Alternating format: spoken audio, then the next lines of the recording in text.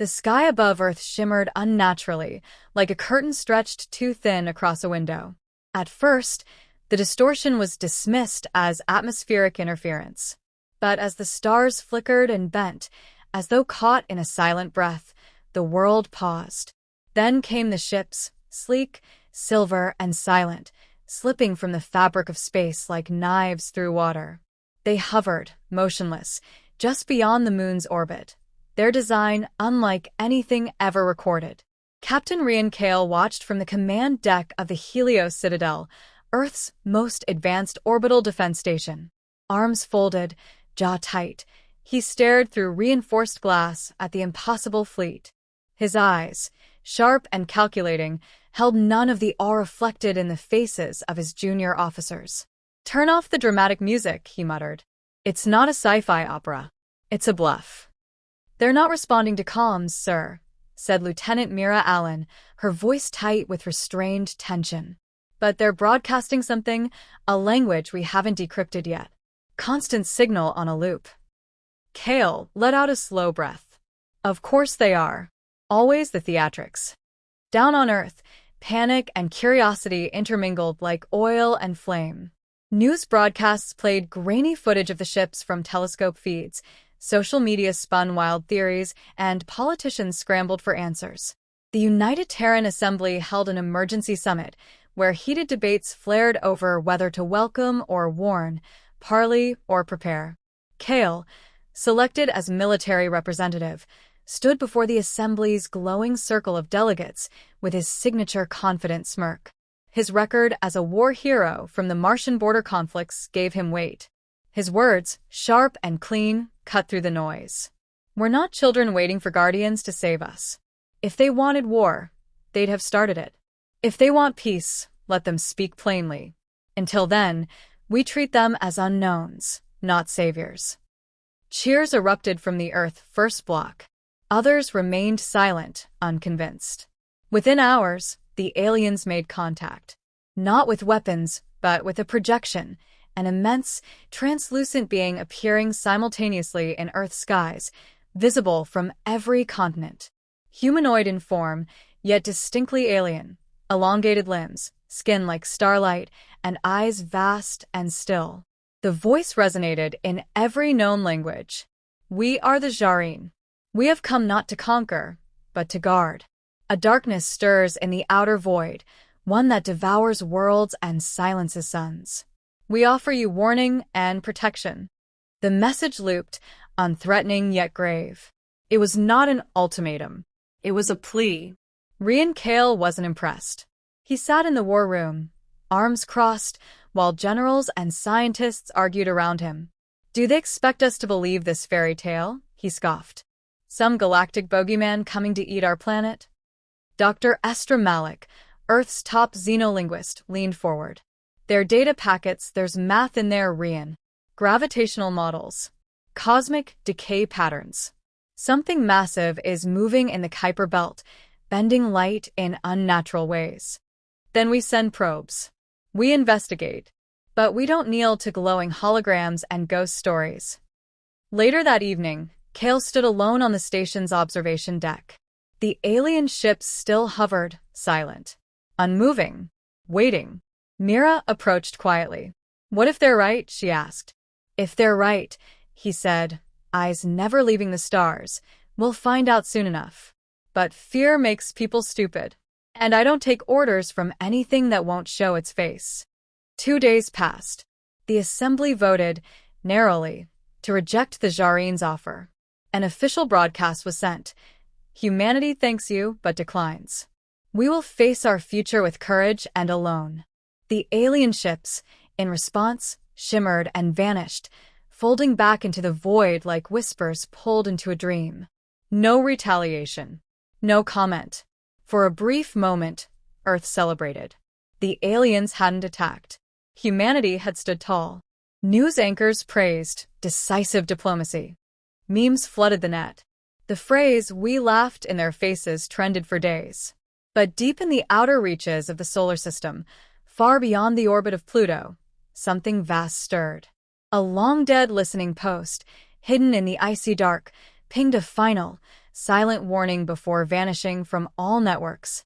Captain Kale, back aboard the Helios Citadel, reviewed the sensor logs with a growing knot in his chest. The signal wasn't interference. It was a scream. The Helios Citadel trembled. Not from weapons fire, but from something stranger, something deeper. Captain Rian Kale gripped the edge of the command console as a low-frequency hum vibrated through the station's hull, a sound that bypassed the ears and settled into bone. The lights flickered. For a fraction of a second, the stars outside twisted as if drawn into a slow spiral. "Status," he barked. Lieutenant Mira Allen's fingers flew across the console. "We've lost connection with Deep Space Array 7 and 9 and 14. It's like, sir, it's like they just blinked out of existence." Rian narrowed his eyes. "Run diagnostics. Check every satellite beyond Saturn's orbit. I want visual confirmation." Mira hesitated. "Sir, I think you should see this." She brought up a magnified feed from a solar observatory relay. The image flickered, distorted by radiation, but unmistakable. Something vast and shifting moved through the darkness. It wasn't a ship. It didn't emit light. It absorbed it. It was crawling toward them. The Voidkin had arrived. Rian didn't speak. He simply stared at the anomaly as his heart sank beneath the weight of realization. It wasn't a bluff. The Jareen hadn't come to manipulate or subjugate. They had come to help. And humanity had turned them away. Earth's upper atmosphere erupted in panic. Governments scrambled to recalibrate defense protocols. Emergency channels went live. Military satellites repositioned themselves like ants trying to block a tidal wave. Rian moved fast. Orders flew from his mouth like precision missiles. Activate orbital batteries. Launch recon drones. Bring all fleet units to defensive positions around Earth and Luna. No one shoots unless I give the command. Within hours, the first anomaly reached Mars' orbit. It didn't engage. It simply passed, and everything in its wake fell silent. Mars' communication relay fizzled. The Martian colony, once vibrant with digital chatter, went dark. On Earth, the media speculated wildly. A cloaking field, an EMP, a test. But in the Citadel, Rian knew better. He'd seen enough battlefields to recognize death. The second wave came faster. Black, shifting masses like oil swimming through space, descended on Europa, dissolving a listening post in under 3 minutes. The post's last transmission was a burst of unintelligible static, followed by one clear word: Devourers. The first attack on Earth followed hours later. It began over the Pacific, high in orbit, above the equator. The air around a military satellite boiled. Without warning, it fractured into pieces, its parts drawn upward as if gravity itself had reversed. The fragments disappeared into a rift, a jagged tear in reality, then vanished. "Sir, visual anomaly detected above the mid-Atlantic," Mira cried, her voice cracking. Rian turned to the main viewport just as the rift widened. From it emerged a tendril of void, shifting and semi-solid, moving with intelligence, not instinct. Planetary defense lasers opened fire, streaking red across the sky, but the tendril pulsed, absorbing the energy and growing larger. "Redirect all orbital platforms," Rian commanded. "Concentrate fire. Now." Thousands of Earth's defense drones engaged. Their attack was coordinated, lethal, but it was like throwing matches into a black hole. The tendril twisted once, then lashed downward, slicing through an orbital platform like a sword through silk. The Citadel rocked again. Rian was thrown off balance, catching himself against the console. A screen shattered nearby. "Sir, we just lost Nova Station," Mira whispered, stunned. "How many?" 5,000. Gone. Silence fell over the bridge. It was then that the Jareen returned. Without flare or sound, their ships unfolded once more into Earth's orbit. More of them this time. Sleek silver hulls gleamed under sunlight, their presence both calming and alien. A single signal was transmitted to all Earth channels. "We will stand beside you, if you will allow it." The United Terran Assembly didn't debate this time. The president's voice, uncharacteristically raw, echoed over the global relay. We accept your aid. All forces are ordered to coordinate immediately. Rian exhaled slowly and tapped into the Jareen frequency. This is Captain Kale of Earth Defense Command. What do you need from us? The alien leader, Vaynara, appeared on screen. Her face, ethereal and unreadable, bore no hint of triumph or bitterness. Only urgency. We need trust. And time. Rian gave a sharp nod. You have both. For now. The Jareen moved with fluid grace. Their ships released a shimmering field over Earth, invisible to human sensors, but visibly slowing the Voidkin's tendrils. For the first time, a strike was blocked. A pulse from one of the alien vessels obliterated the void fragment over the Atlantic, causing it to ripple, then collapse inward like a dying star. The bridge crew erupted into stunned cheers. But Rian remained still. He knew better. A single win didn't end a war. Later that night, alone in his quarters, he replayed the footage from Mars. The silence. The stillness. The absence of struggle. Myra's voice came quietly through his earpiece. Captain, they're not invading. They're consuming. Rian stared at the stars, colder now than he remembered, and whispered the truth neither of them wanted to admit. And we laughed in their faces. The war had changed everything. Cities once ablaze with neon life now flickered under power-saving protocols. Skies that once shimmered with satellites were now dotted with defense grids and alien constructs. Earth had not fallen, but it had knelt. And Captain Rian Kale, the man who had once mocked the stars, now stood among them as a soldier tempered by guilt and necessity. He walked silently through the Jareen command vessel, a cathedral of silver and light orbiting Earth, like a silent guardian. Its walls pulsed with soft bioluminescence, alive in ways human engineering had never dreamed. Every corridor felt sacred, quiet, efficient, and devoid of the panic Earth's own command centers radiated. He was expected in the central chamber, where Vaynara waited.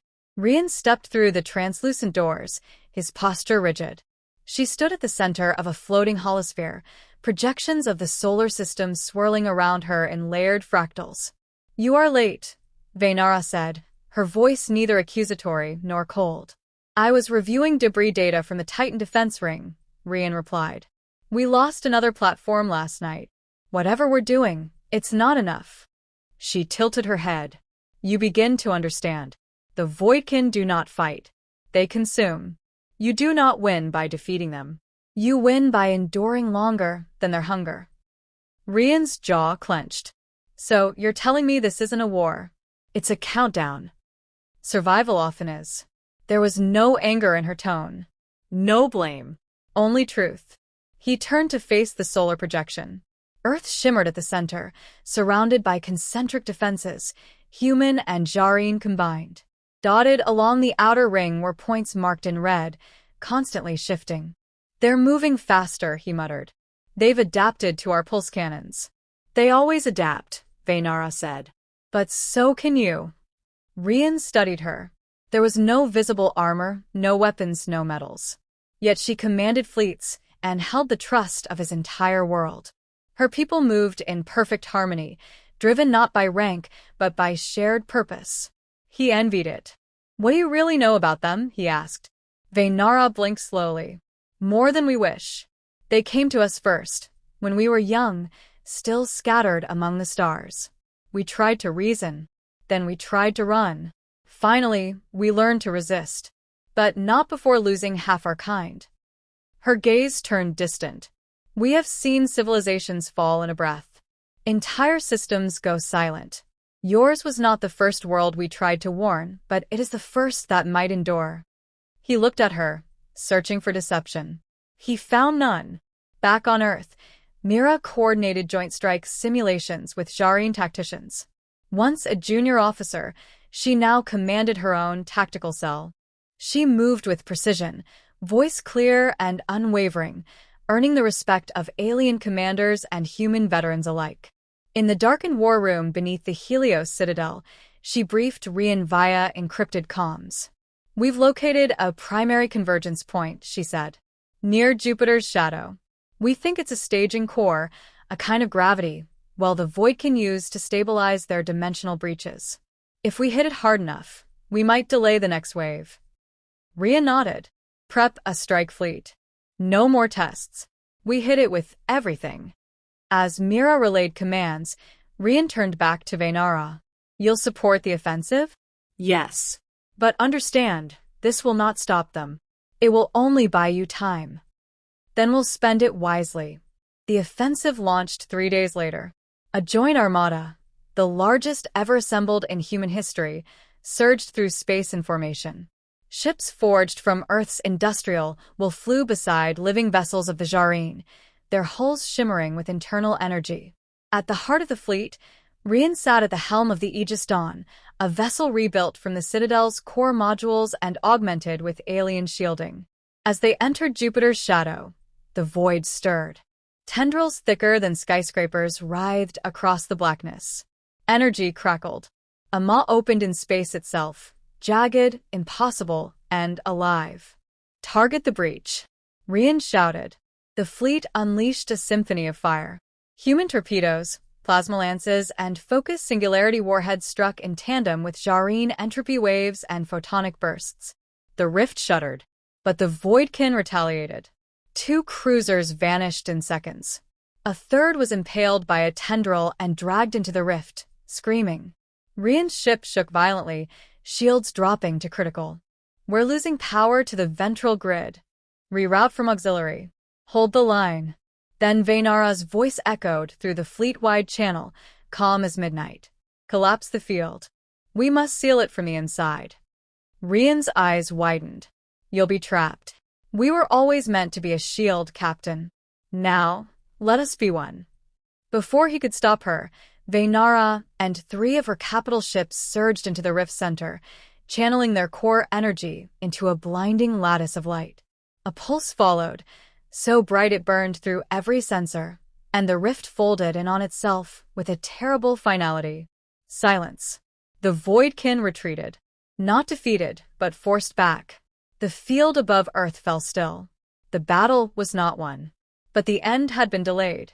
Back in orbit, aboard the crippled Aegis Dawn, Rian stood among smoke and flickering lights, staring out the viewport. We should have listened, he whispered. Myra's voice replied through static, tired but alive. We do now. Above them, where the rift once lingered, only stars remained.